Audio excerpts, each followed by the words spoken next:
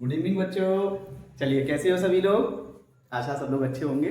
चलिए, दोबारा से हम लेके आ गए आपके लिए कक्षा 10 प्रश्नावली एक प्रश्न नंबर 2, जो कि बहुत ही महत्वपूर्ण है। तो देखिए क्या है प्रश्न नंबर 2। पूर्णांकों के निम्नलिखित युग्मों के एचसीएफ और एलसीएम ज्ञात कीजिए तथा इनकी जांच कीजिए कि दो संख्याओं का गुणनफल बराबर एचसीएफ गुणा एलसीएम। तो ये हमारा दूसरा क्वेश्चन है। चलिए इसमें अपन देखते हैं पहला क्वेश्चन 26 और 91। तो इसको अपन सॉल्व करते हैं, लेके चलते हैं। पहले पहला क्वेश्चन लेता हूं मैं। हमारा पहला क्वेश्चन है 26 और 91। तो बच्चों हम इसका एचसीएफ और एलसीएम ये दोनों निकालना है। तो जैसा कि आप जानते हैं एचसीएफ जो होता है ना, वो क्या होता है, इसको हिंदी में हम मासा भी कहते हैं, महत्तम समावर्त। और एलसीएम को हिंदी में हम लासा भी कहते हैं, लघुत्तम समावर्त। चलिए तो इसके हम कैसे निकालेंगे? तो सबसे पहले हम क्या लेंगे 26 और इसके गुणनखंड करेंगे 26। तो जैसा कि मैंने कल बताया था आपको कि यदि इकाई के स्थान पर 0, 2, 4, 6, 8 ये संख्याएं आती हैं तो हम क्या इसको 2 से विभाजित कर सकते हैं। तो यहाँ देख पा रहे हैं हम 6 है तो हम 2 से विभाजित कर देंगे। 2 एकम 2, 2 तिया 6। अब 13 कैसी है? अभाज्य संख्या है। चलो मैं थोड़ा सा आपको भाज्य और अभाज्य के बारे में बता दूं।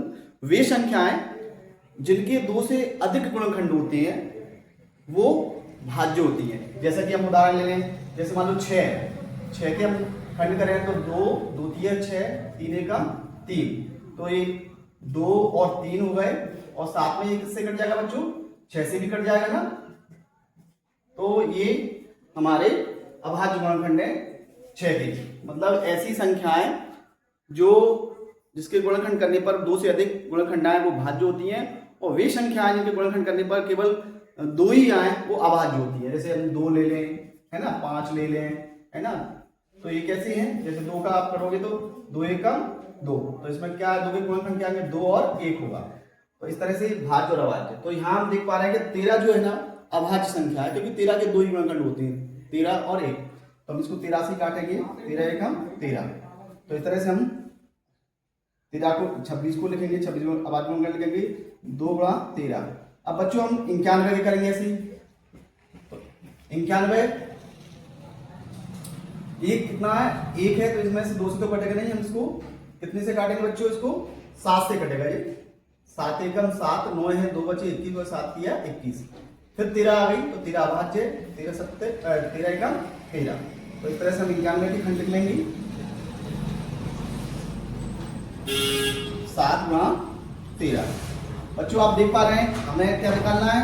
26 और 91 का एचसीएफ। 26 और 91 का एचसीएफ।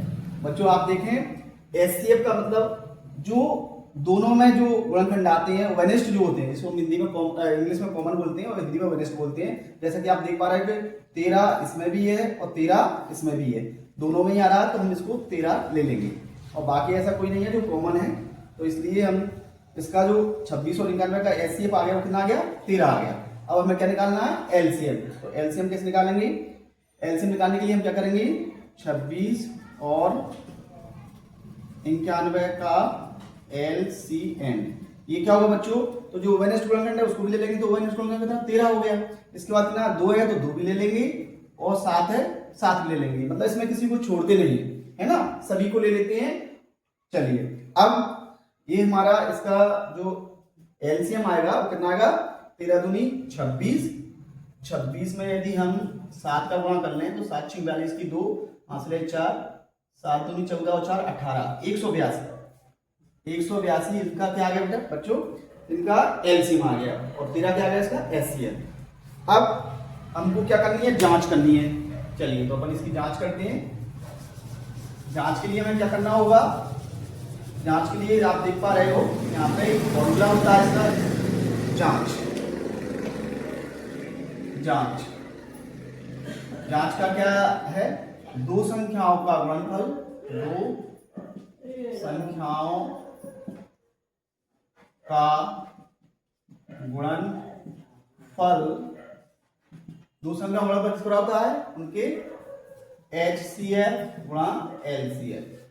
तो दो संख्या का गुणनफल, दो संख्या कौन कौन सी अपनी 26 और गुणा क्या लिखेंगे 91 बराबर HCF कितना निकाला बच्चों ने 13 और LCM आया 182।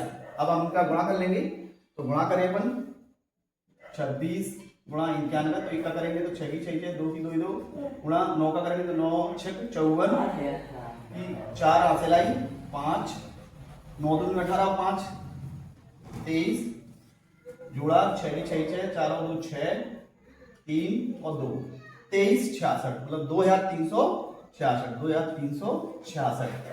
आगे हम इसका करेंगे, ये तो हमारा दो संख्या गुणनफल आ गया 2366। अब एचसीएफ और एलसीएम कितना 13 और 182, तो हम 182 में गुणा 13 करते हैं। 13 दूनी 26 की 6 यहाँ से लाइन 2 13 13 13 26 13 43 13 54 52 13 65 63 78 13 70 91 93 104 104 और 104 में 2 जोड़ेंगे 106, उसकी कितनी आएगी 6 कितनी आएगी 10 13 में 13 और 10 23, इसका भी हमारा कितना आ गया 2366। इस तरह से आप बच्चों देख पा रहे हैं कि LHS बराबर RHS, लेफ्ट हैंड साइड जो है वो हमारा राइट हैंड साइड के बराबर आ गया। तो हमारी जांच कैसी है, सही है। अतः हमारी जांच सही है। तो जब जांच सही है तो स्वाभाविक हमारा जो उत्तर आया था वो कैसा है, सही है। तो इस तरह से बच्चों ये हमारा ये कंप्लीट हो गया। इसमें कोई डाउट हो तो आप पूछेंगे।